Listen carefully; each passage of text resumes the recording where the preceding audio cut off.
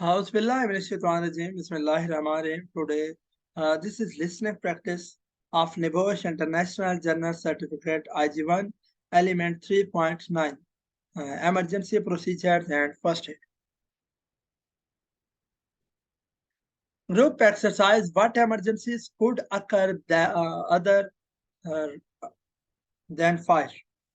The need for emergency procedure. Why do we need them? Because despite all the precautions you take, things can still go wrong. What incidents, fires, bomb threats, spillage of a hazardous chemical, release of a toxic gas, severe weather, multiple casualty, accidents, terrorist, security incidents. Emergency procedure, arrangements, the foreseeable emergencies, procedures for raising the alarm, procedures to be followed, suitable emergency equipment, responsible staff, dealing with the media, contacting emergency services. Emergency procedure arrangements. The organization needs to arrange communication equipment, landline, mobiles, contact details, national and local numbers, responsible individuals with necessary information. Training and testing, additional training for nominated individuals on their roles in the emergency, safe handling of any equipment, emergency procedures should be practiced through drills and exercises. First aid requirements requires appropriate first aid provision, facilitates facilities and appropriate location where first aid treatment can be given, equipment suitably stocked, first aid kits and other equipment, personal, trained staff.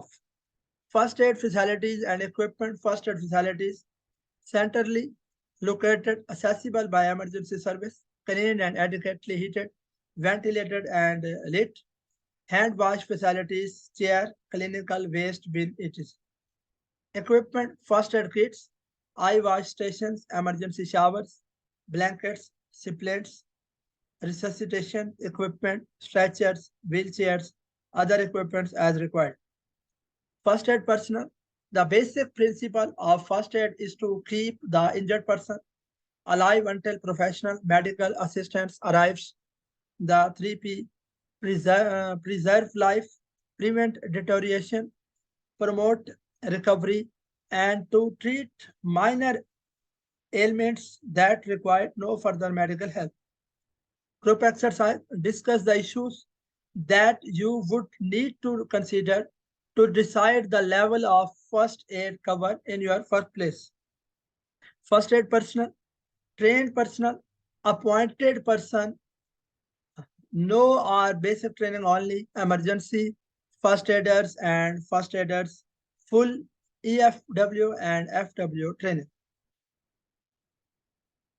Coverage will depend on the general risk level of the workplace, the hazards present in the workplace, accident history, vulnerable persons, the number of workers, work patterns and shift system, workplace location, size and separate of the workplace. Group exercise.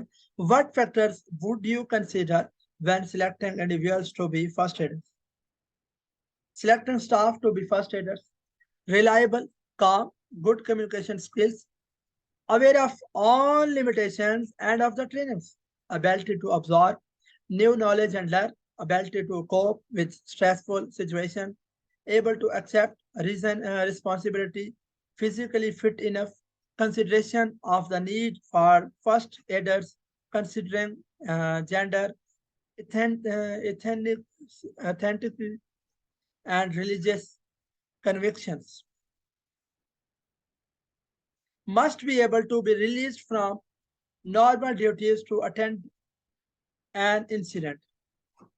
Summary. In this element, we have described the concept of health and safety culture and its significance in the management of health and safety in an organization. Outline how health and safety culture at work can be improved. Identify the human factors which positively or negatively influence behavior at work in a way that can affect health and safety. Explain the principles of the 5 steps to risk assessment and the general hierarchy of control. explained the general principles of prevention. Thank you so much for listening.